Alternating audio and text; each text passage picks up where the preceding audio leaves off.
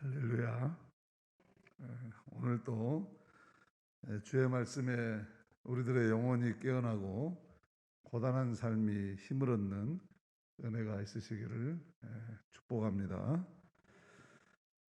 코로나가 다시 재확산의 조짐을 보이고 있습니다. 비는 오고 날은 더웠고 마스크는 꼭 써야 하고 코로나는 신경 쓰이고 여러 모양으로 즐겁지만은 않는 그런 시절입니다. 이럴 때일수록 우리는 어떻게 해야 한다고 했지요? 다 같이 한 주간도 안 됐는데 벌써 까먹었습니다. 우리는 어떻게 해야 된다고 그랬죠? 주께로 더 가까이. 다시 한번 우리는 어떻게 해야 된다고 그랬죠? 코로나 끝나고 이 무더운 여름날이 끝날 때까지, 그리고 일상의 우리의 고단함이 마치 사라지는 날까지 우리에게 더욱 있어야 할 마음, 주께로 더 가까이 가야겠다. 이런 마음 가지시기를 축복합니다. 우리 교회의 명당 자리는 성가대 자리입니다. 오늘 보니까 성가대 용감하게 이용수사님 홀로 단신으로 지키고 계시는데 오늘 복은 혼자 받으신 줄로 믿습니다. 제 자리는 성가대원이 앉아도 앉을 수 있는 시간이 그렇게 많이 남지 않았습니다. 평소에 성가대는 잘 앉으시지만 제 자리가 그렇게 부러웠다고 생각되시는 분들 이번 기회에 마음껏 먼저 와서 앉으시기 바랍니다. 주께로 더 가까이 가야만 우리 인생의 근본적인 문제의 해답이 있습니다. 그러기 위해서 우리는 잘 선택해야 합니다. 위로를 주는 찬양을 선택하고 힘을 주는 찬양을 부르고 우리의 생각을 긍정적으로 바꾸어 내야 합니다. 특별히 기도할 수 있어야 합니다. 신학자 칼 바르트는 기도 중에 두 손을 모으는 것은 세상의 무질서에 맞서서 일종의 반격을 시도하는 것이다. 기도의 두 손을 모으는 것은 이 세상에 혼란하고 어둡고 난감한 이 무질서에 맞서서 그것을 깨뜨리기 위한 일종의 반격, 반전을 시도하는 것이다. 그렇게 말했습니다. 그렇습니다. 기도는 이 답답한 세상을 끝장내기 위해서 반전을 도모하는 것입니다. 기도는 이 낙심스러운 현실을 타파하기 위해서 반격을 시도하는 것입니다. 기도는 이 안 풀리는 인생을 끝장내기 위해서 과감하게 쳐들어가는 것입니다. 그리고 무엇보다도 기도는 우리의 마음이 흔들리고 잊어버렸을 때 하나님께로 돌아갈 수 있는 힘을 제공해 주는 유일한 통로입니다. 찬양과 기도를 다 담아서 주께로 가까이 가는 가장 지름길은 하나님께 드리는 예배입니다. 우리가 예배하는 까닭은 여기에 있습니다. 오늘 또 예배를 통해서 찬양과 기도를 드리고 주님과 함께 영원한 생명의 길을 가는 저 여러분들이 되시기를 축복합니다. 성경은 인간이 하나님을 향해 나아가는 믿음을 인생 걸음에 걷기에 비유합니다. 믿음은 하나님과 함께 걷는 것이라는 것입니다. 창세기 에녹은 하나님과 동행하다가 죽음을 보지 않고 들림을 받았다고 하죠. 동행은 함께 걷는 것입니다. 노아도 의인이요 당대 완전한 자였는데 그 이유가 그가 하나님과 동행했기 때문이라고 전합니다. 또한 믿음이 하나님과 함께 걷는 것임을 보여주는 대표적인 사람이 바로 믿음의 조상 아브라함입니다. 하나님이 갈대아 우르에서 아브라함을 부르셨을 때 아브라함은 여호와의 말씀을 따라갔고 라고 전합니다. 믿음의 조상 아브라함이 하나님의 부르심을 받고서 계속해서 갈대아 우르를 떠나서 하란으로 갔고 가나안으로 갔고 세겜으로 갔고 점점 남방으로 옮겨갔다, 그렇게 말합니다. 이렇게 믿음은 계속해서 하나님과 함께 나아가는 것입니다. 하나님의 부르심에 따라서 답답하고 절망스럽고 낙심스러운 현실에 머물지 않고 그 자리에서 벌떡 일어나서 앞으로 나아가는 것입니다. 그래서 사도 바울도 나는 달려갈 길 마칠 때까지 믿음을 지키며 꾸준히 달려 나아갔다라고 말합니다. 예수님도 아버지가 일하시니 나도 일한다 라고 하시면서 계속해서 움직이고 나아가는 믿음의 본을 보여주셨죠. 예수님은 우선 하늘에서 땅으로 움직이십니다. 그리고 갈릴리에서 복음을 전하시고 예루살렘에서 십자가 처형을 당하십니다. 그러나 다시 부활하셔서 하늘로 돌아가십니다.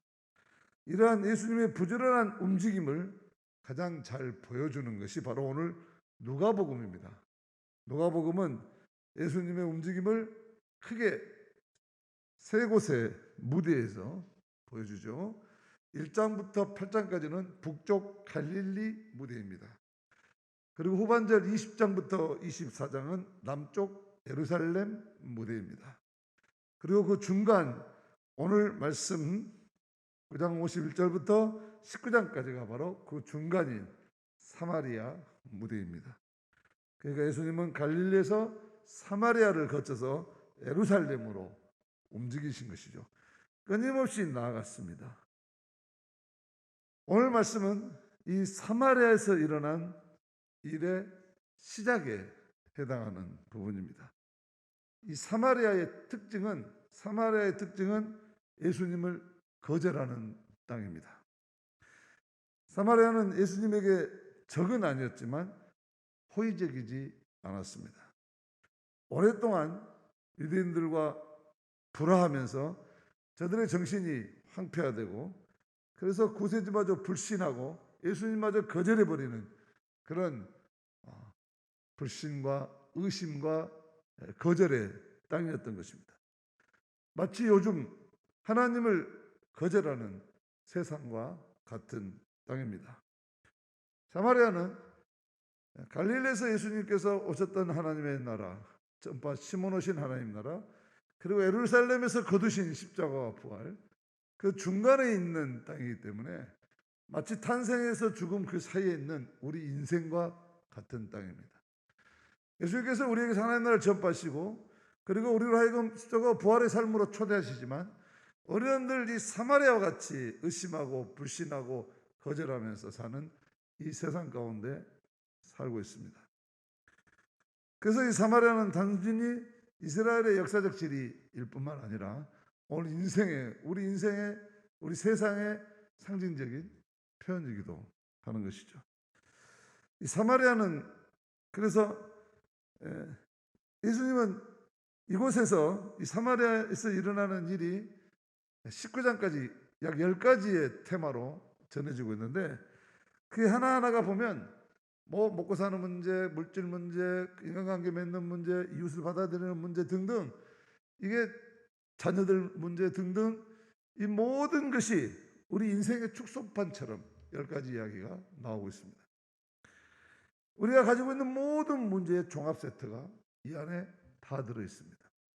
그래서 예수님의 이 사마리아 길은 우리 인생길에 이 문제 많고 복잡한 우리 인생길에 찾아오시는 그런 이 사마리아 땅과 같은 곳에, 사마리아 같은 인생을 살고 있는 곳에 찾아오시는, 그리고 예수님께서 이 인생의 문제들을 해결해 가시는 그런 교훈을 주고 있는 말씀이죠. 예수님은 바로 이런 곳에 제자들과 함께 들어오셨습니다. 그러면서 이 사마리아 길을 걸으시면서 우리 인생의 모든 문제를 다 꺼내시고 그것에 대한 해답을 주고 계시는 것이죠. 먼저 누가는 오늘 말씀에서 예수님께서 예루살렘을 향하여 올라가기로 결심하셨다, 그렇게 말하고 있습니다. 51절 말씀입니다. 같이 읽습니다. 예수께서 승천하실 기약이 차감해 예루살렘을 향하여 올라가기로 굳게 결심하시고 마음을 다잡았다, 마음을 굳게 먹었다, 마음을 강하게 먹었다, 결단했다. 드디어 결단했다. 이게 만약에 한가로운 여행이었다면, 그리고 상받는 길이었다면, 그리고 영광스러운 여정이었다면 이렇게 마음을 굳게 먹을 그럴 이유까지는 없었을 것입니다. 이 길은 죽으러 가는 길이었습니다. 고난을 향한 행진이었습니다. 비장한 여정이었습니다. 그렇기 때문에 예수님은 마음을 다잡고 마음을 단단히 먹고 결심을 하지 않을 수가 없었던 것이죠. 이어서 52절에서 예수님은 사자들을 먼저 보냈다고 말합니다. 전령을 먼저 보낸 것이죠. 52절 말씀 같이 읽습니다. 사자들을 앞서 보내심에 그들이 가서 예수를 위하여 준비하려고 사마리아인의 한 마을에 들어갔더니 예수님이 거할 처소를, 예수님이 활동할 무대를 살피려고 사마리아의 한 마을에 제자들을 먼저 보냈습니다. 그런데 이 사마리아 마을 사람들이 아주 적대적인 태도를 보입니다. 거절했습니다. 환대하지 않았습니다. 몽둥이를 들고 나왔든지 싸늘한 눈길을 보냈든지 아니면 재수없다고 우리나라 사람처럼 소금을 뿌리며 나왔든지 알 수 없지만 이들이 예수님의 일행을 향해서 환대할 마음이 없고 적대적인 마음으로 대응했다고 하는 것이죠. 누가는 그 이유를 이어서 53절에서 이렇게 말합니다. 같이 읽습니다. 예수께서 예루살렘을 향하여 가시기 때문에 그들이 받아들이지 아니하는지라. 예루살렘을 향해서 가기 때문에 사마리아를 지나가기 때문에 못 지나가게 했다, 그런 이야기죠. 왜? 예루살렘이라고 하면 사마리아 사람들은 알레르기적 반응을 일으켰습니다. 그들의 역사가 오늘 구약 성경에서 보는 것처럼 아수르에 침략당한 다음에 그 아수르가 동화 정책을 쓰기 위해서 이방 사람들과 자폰을 시켜가지고 살게 했고 자포로로 잡아다가 그리고 나중에 귀환해서 사마리아 땅에 살게 했는데 유대 땅에서 고난받고 있던 사람들은 자기들은 순혈이다.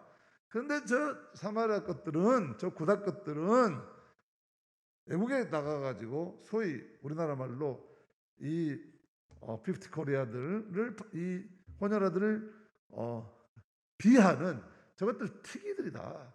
그러면서 사마리아 사람들을 천대했다고 하는 것이죠.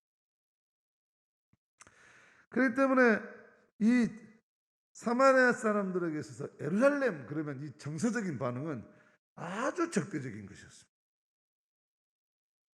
예루살렘으로부터 철저히 소외당했습니다. 천대받았습니다. 그래서 이방인 취급받았어요. 아수르 침공 이후에 이방인들과 피가 섞였다고 해서 이방인들이라고 그렇게 취급을 했습니다. 사마리아 사람들 마음속에 아프게 새겨진 것은 소외감이었고 상대적 박탈감이었고 왕따였고 무시였습니다.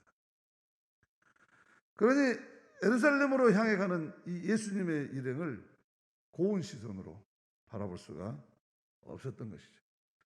끊임없이 이 사마리아는 돌아가지 않고 사마리아를 거쳐가는, 예루살렘으로 거쳐가는 사람들을 다 텃세를 부렸던 것입니다.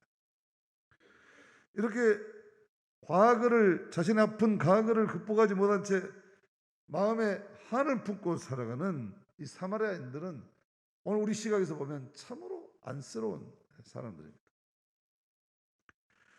그런데 오늘 말씀에서 더욱 딱한 사람들이 있습니다. 그것은 예수님의 가장 가까운 제자라고 할 수 있는 야고보와 요한은 반응입니다. 이들은 이런 사마리아인의 적대 감정으로 반응한 것에 분개합니다. 속이 부글부글 끓습니다. 열불이 납니다. 그래서 이렇게 말합니다. 54절 같이 읽습니다. 제자 야고보와 요한이 이를 보고 이르되 주여 우리가 불을 명하여 하늘로부터 내려 저들을 멸하라 하기를 원하시니까 확 불질러 버릴까요? 그런 겁니다. 저것들을 하는 꼬라지를 보니까 볼 수가 없는데 감히 메시아를 거절하고 주님을 모독하고 거절하는데 저것도 그냥 확 불질러 버립시다. 그런 이야기죠. 이들의 가슴 속에는 분노의 불길이 타오르고 있는 것입니다. 엘리야가 기도할 때 하늘에서 불이 내려와서 진설해 내온 이 재물들을 활활 살아버렸던 이 갈멜산 전투의 사건을 인식하고 의식하고 하는 말인 것 같습니다. 저 이방 것들은 그냥 갈멜산 전투에서처럼 불을 내려서 다 꼬실라 버립시다. 신발해 버립시다. 그런 것이죠. 이들은 가슴 속에 타고 있는 미움과 분노의 이 불길, 이것 때문에 열불을 받고 이런 격렬한 반응을 한 것이죠.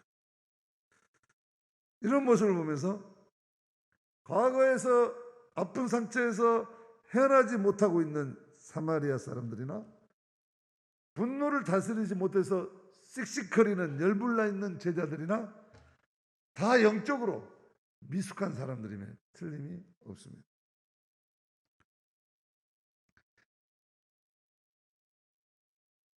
오늘 이 말씀은 오늘이 초복이죠. 이 장마와 삼복더위에 우리들의 인격을 관리하기 위해서 어쩌면 삼계탕 같은 그런 말씀입니다. 복날에는 게잡아 먹으라 했는데 요즘 게잡아 먹으면 반려동물 키우는 사람들한테 욕도 먹습니다. 그러니까 복날에 오늘 하나님께서 이렇게 귀한 말씀으로 우리에게 여름을 이길 수 있는 면역력을 길러주시기 위한 오늘 설교를 준비하면서 자, 복날에 딱 맞는 설교다. 이렇게 이런 시대에 우리가 열받기 쉬운데 다 미숙하단 말이죠. 팔레스타인 작가인 이 팔레스타인의 그래서 유명한 작가인 자카리아 모함마드라는 사람이 있습니다. 이 사람이 어느 날 이 토마토 나무 가지에 앉아 있는 새 한 마리를 봅니다. 검은 새였습니다. 특이해서 좀 가까이 가서 보려고 다가가니까 이 새가 날개를 퍼득이며 날아가 버립니다. 근데 그 순간 보니까 이 새의 날개 밑에 있는 빨간 불꽃을 보았습니다. 물론 그것은 이 새의 붉은 깃털이었습니다.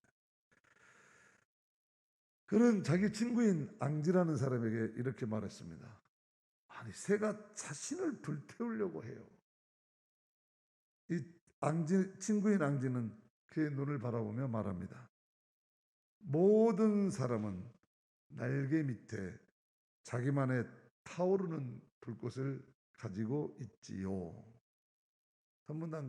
선문답 같은 이런 이야기를 하는 친구의 말을 되새기다가 이 자카리아는 나중에 시를 한 편 씁니다. 이렇습니다. 모든 사람의 날개 밑에는 숨겨진 불꽃이 있다네. 그 불꽃은 잘 간수해야 하지. 불꽃이 번져 자신을 태워버리지 않도록, 또는 그 불꽃이 꺼져 자신의 삶이 어두워지지 않도록. 그것은 은밀한 불꽃. 남이 그 불꽃을 알아챌 때는 오직 당신이 날려고 날개를 퍼덕일 때뿐. 우리 속에서 은밀히 타오르고 있는 불꽃, 우리를 태워버리지 않으면서도 우리를 밝혀주는 불꽃, 그것은 바로 성령이 주는 불꽃입니다. 성령의 불꽃입니다. 우리가 성령을 따라 행할 때에만 사람들은 우리 속에 있는 불꽃을 알아차리고, 우리 속에 이 성령의 불꽃이 타오를 때만 우리는 우리의 삶에 빛을 발할 수 있는 것이죠. 누군가 우리를 모욕하고 피해를 주고 억울하게 하고 우리를 배척하고 왕따시킨다 해도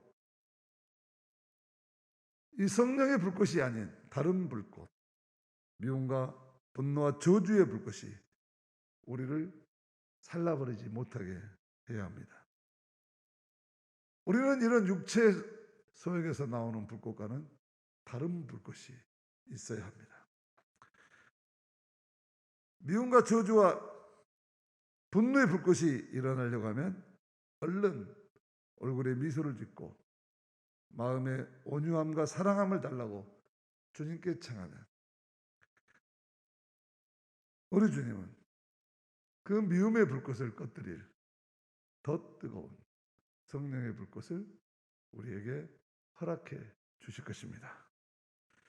이 미움의 불꽃이 우리 안에 있는 이 신성한 성령의 불꽃을 꺼뜨리지 못하게 해야 하고, 이 거룩한 성령의 불꽃은 우리 안에 일어나는 온갖 열불나는 불꽃들을 다 사라지게 할 것입니다. 그런 의미에서 이열치열이란 말은 여기에도 해당하겠습니다.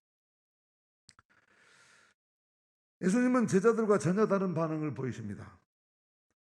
사마리아 사람들을 꾸짖을 생각도, 그들을 욕하고 훈계할 생각도 없습니다. 그들을 무시해서가 아닙니다. 다만 때가 아니기 때문입니다. 그렇게 열불나고 적대하고 달라진다고 해서 맞상대하지 않았습니다. 때가 아니라고 생각한 것이죠. 주님은 오히려 자신의 제자들을 꾸짖으시고 다른 마을로 데리고 가십니다.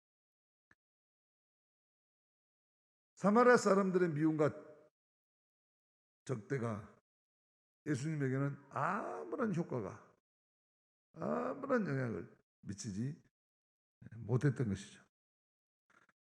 왜냐하면 아무하고도 맞서지 않고 아무하고도 대항하지 않고 길을 따라 흐르는 물처럼 예수님은 참 자유로운 영혼이었기 때문이죠. 상처받을 나가 없으니까 앙심을 품을 이유도 열불 날 일도 없는 것입니다. 우리가 누군가의 반응에 우리가 열불이 나고 상처를 입는 것은 자존심, 자기를 존재하는, 자기의 존재를 의식하는 마음, 나를 내세우는 마음, 자존심 때문에 그렇습니다. 이런 상처받을 나, 자존심이 없으면 우리는 그 무엇에도 예수님처럼 유유히 흐르는 물처럼 유유자적하게 여유롭게 반응할 수 있을 것입니다. 기차가 막 출발하려고 하는데 어떤 사람이 플랫폼에서 애타게 박재홍, 박재홍 그렇게 부르더랍니다. 한 사람이 창문을 열고 밖을 내다봤습니다. 그러자 이 부르던 사람이 느닷없이 달려와갖고 뺨을 한 대 주먹으로 치고는, 세게 치고는 가버렸습니다. 이 뺨을 맞은 사람이 창문을 내리더니 갑자기 배를 잡고 팍 깔깔깔 웃었습니다. 이 황당한 장면을 지켜봤던 같이 탄 승객들은 저 사람이 저렇게 얻어맞고도 왜 저렇게 웃는고 영문을 몰라 하는데, 이 사람 하는 말이 아이고 저 바보 녀석 내가 박재홍인 줄 아는가 보네. 참겠죠? 박재홍 집사님?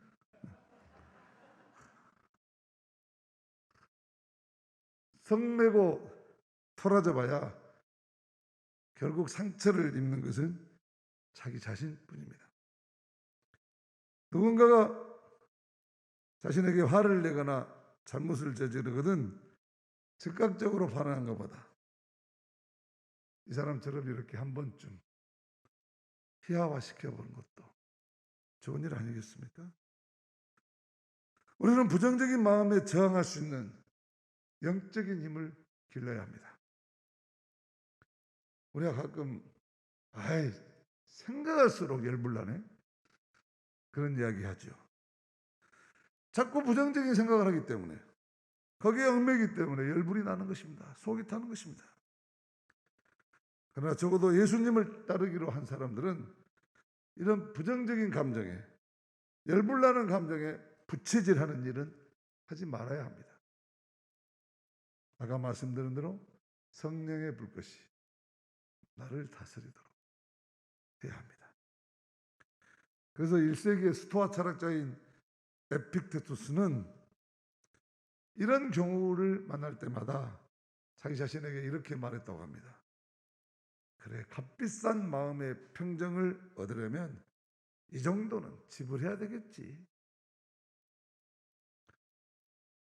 시도 때도 없이 열받는 사람들은 그만큼 성령의 불꽃이 자리 잡을 여백이 적은 사람들이죠.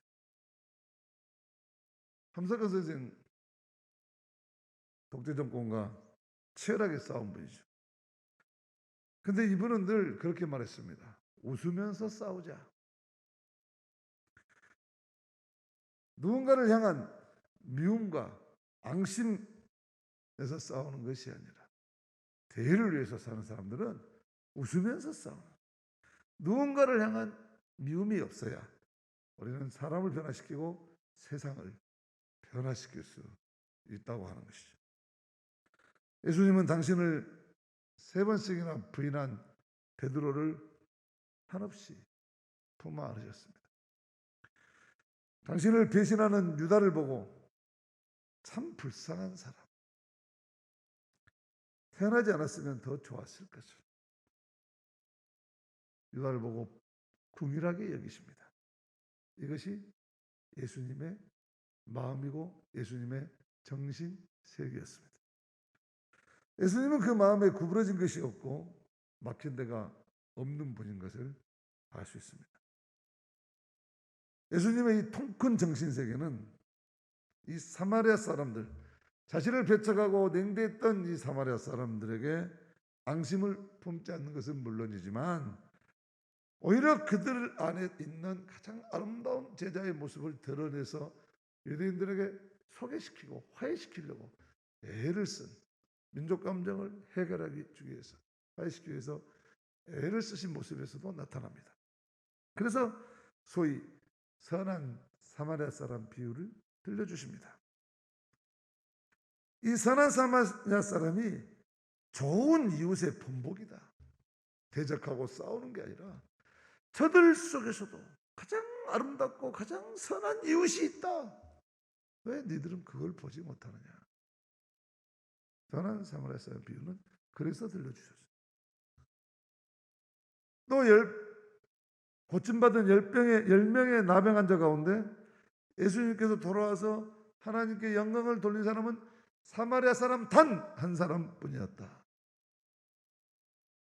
얘들아, 저 사마리아 사람 불평하고 원망하고 가슴에 한을 품고 사는 것 같아도 저 사람들도 사랑으로 대하면 감사할 줄 아는 사람이다. 저들도 감사하며 살고 싶은 사람이다. 오히려 한이 없다고 생각하고 우등하다고 생각하고 낮다고 너희들 하는 사람들은 감사할 줄도 모르지 않냐.